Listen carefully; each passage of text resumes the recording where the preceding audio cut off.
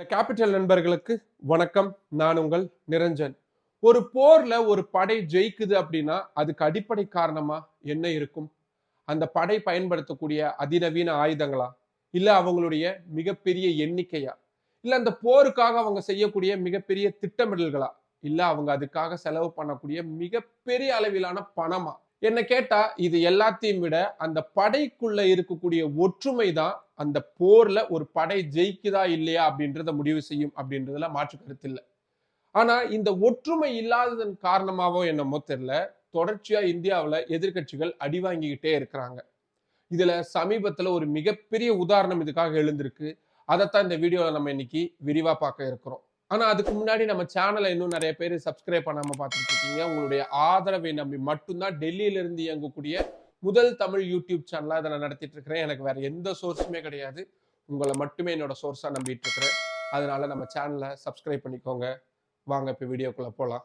ஓட்சோரி, வாக்கு திருட்டு அப்படின்ற பெயர்ல இந்திய தலைமை தேர்தல் ஆணையமும் பாஜகவும் கைகோர்த்துக்கிட்டு இந்திய வாக்காளர்கள் கொடுக்கக்கூடிய தீர்ப்பை மாத்தி எழுதிக்கிட்டு இருக்கிறாங்க.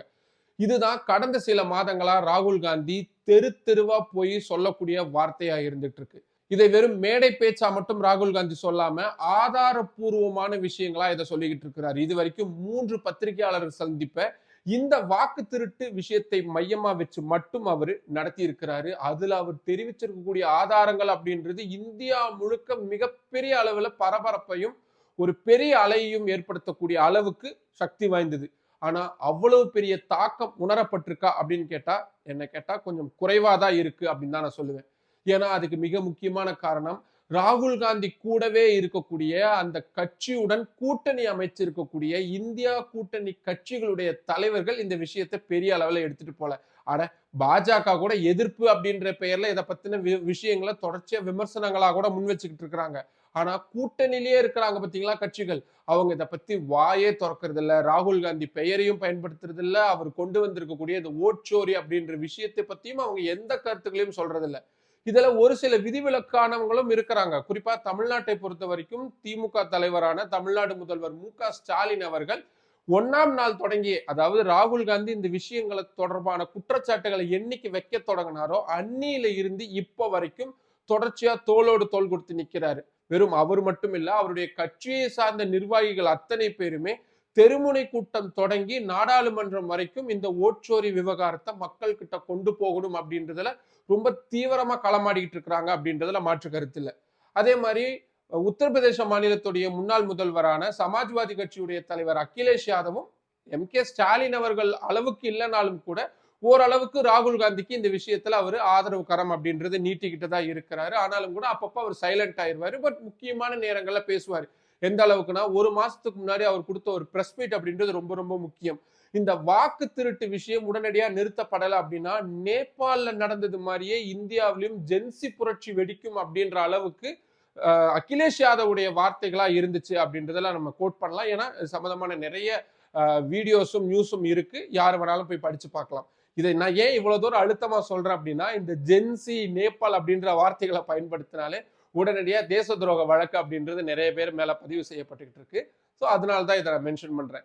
அடுத்ததா பீகார் மாநிலத்துல ராஷ்டிரிய ஜனதா தளம் கட்சி ஆரம்பத்துல பீகார் மாநிலத்துல இதுக்கான யாத்திரை எல்லாம் கூட ராகுல் காந்தி நடத்தி இருந்தாரு. ராஷ்டிரிய ஜனதா தள கட்சி தலைவராக இருக்கக்கூடிய இப்ப எதிர்கட்சி கட்சிகளுடைய முதல்வர் வேட்பாளராக இருக்கக்கூடிய தேஜஸ்வி யாதவ் அவர்கள் அதுக்கு ஆதரவு தெரிவிச்சிருந்தாரு.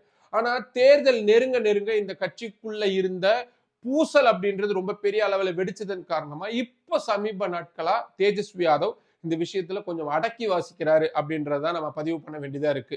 அப்படியே கொஞ்சம் மேல போனோம்னா மேற்கு வங்க மாநில முதல்வர் மம்தா பானர்ஜி எஸ்ஐஆர் வந்தது உடனேயே தெருவில் இறங்கி மிகப்பெரிய ஆர்ப்பாட்டத்தை நடத்தி காட்டி நாடு முழுக்க, இன்னும் சொல்ல போனா தமிழ்நாடு காட்டாத எதிர்ப்பை கூட மேற்கு வங்கத்துல இந்த தேர்தல் ஆணையத்துடைய எஸ்ஐஆர் நடவடிக்கைக்கு மம்தா பானர்ஜி பதிவு செஞ்சிருந்தாங்க.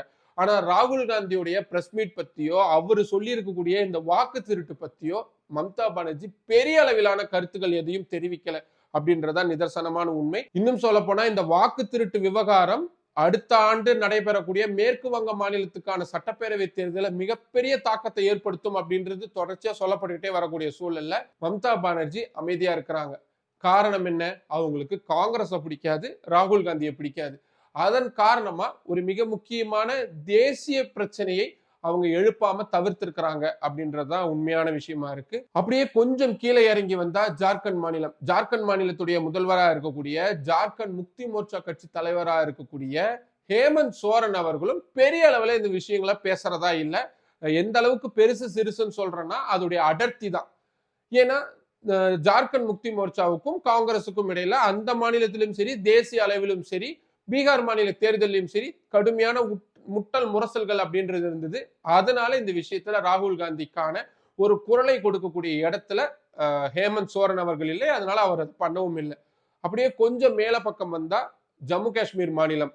நடந்து முடிஞ்ச ஜம்மு காஷ்மீர் மாநிலத்துக்கான 4 இடங்களுக்கான மாநிலங்களவை தேர்தலில் காங்கிரஸ் கட்சி எங்களுடைய காலை வாரிட்டாங்க அப்படின்னு சொல்லிக்கிட்டு இருந்த ஆளும் கட்சியான தேசிய மாநாட்டு கட்சி இந்த ஓட்டு திருட்டு சம்பந்தமான விஷயங்கள்ல பெரிய அளவுல குரல் கொடுத்ததா நான் எங்கேயுமே பெரிய அளவுல பார்க்கல. பிடிபி மாதிரியான மற்ற ஜம்மு காஷ்மீர் மாநில கட்சிகளும் கிட்டத்தட்ட இதே மாதிரியான மௌனத்தை தான் காத்துக்கிட்டு இருக்கிறாங்க அப்படின்றதுல எந்த விதமான மாற்று கருத்தும் இல்லை. அப்படியே மகாராஷ்டிராவுக்கு போனா இப்ப மகாராஷ்டிரா மாநிலத்துல உள்ளாட்சி தேர்தல் நடக்குது அப்படின்றதுனால அங்க கூட்டணி சம்பந்தமான பேரங்கள் போய்கிட்டு இருக்குது அப்படின்றதுனால உத்தவ் தாக்கரேவும் சரி, ராஜ் தாக்கரேவும் சரி இந்த ஓட்டு திருட்டு சம்பந்தமான விஷயங்கள்ல தனியா குரல் கொடுக்கறாங்க. ஆனா ராகுல் காந்தியுடைய கருத்துக்களுக்கு வலு சேர்க்கக்கூடிய விஷயங்கள்ல ஒரு போராட்டம் பண்றதோ இல்ல மற்ற விஷயங்களை செய்யறதையோ அவங்களும் பெரிய அளவுல தவிர்த்திருக்கிறாங்க. ஒட்டு மொத்தமா பார்த்தா இந்தியா கூட்டணியில் இருக்கக்கூடிய இடதுசாரிகள் தொடங்கி முக்கிய கட்சிகள் வரைக்கும் ராகுல் காந்திக்கு சப்போர்ட் அப்படின்றத கொடுக்காம இருக்கிறாங்க அப்படின்றத ரொம்ப ரொம்ப முக்கியம். இது ஆளும் பாஜக அரசுக்கும் அவங்களுடைய கூட்டணிக்கும் மிகப்பெரிய சாதகமான விஷயமா போய் முடிஞ்சிருக்கு. இப்போ இந்த எஸ்ஐஆர் விவகாரத்தையே எடுத்துக்கோங்களேன். தமிழ்நாட்டுல கிட்டத்தட்ட அனைத்து கட்சிகளுமே எதிர்க்கிறாங்க. ஆனா பாஜக கூட கூட்டணி வச்சிருக்கிறோன்ற ஒரே காரணத்துக்காக அதிமுக அதுக்கு வரிஞ்சு கட்டிக்கிட்டு அவங்களுடைய ஆதரவு அப்படின்றத வெளிப்படையாவே தெரிவிச்சுக்கிட்டு இருக்கிறாங்க. இன்னும் சொல்ல போனா அவங்களுடைய பிரஸ் மீட்ல இந்த எஸ்ஐஆரை எதிர்க்கக்கூடியவங்க மீதான கணைகள் அப்படின்றது பாஜக தொடுக்கக்கூடிய கணைகளை விட ரொம்ப ரொம்ப சக்தி வாய்ந்த விஷயங்களா ரொம்ப அதிமுக்கியமான சொல்லாடல்களை தான் அவங்க பயன்படுத்திக்கிட்டு இருக்கிறாங்க. ஆனா அப்படியே எதிரணியில பார்த்தா இந்த அளவுக்கு அவங்களுக்குள்ள இருக்கக்கூடிய பிளவு அப்படின்றது ரொம்ப ரொம்ப தீவிரமான விஷயத்துல கூட இல்லாம இருக்கு அப்படின்றது தான் அவங்களுடைய ஒற்றுமையின்மையை காட்டுது.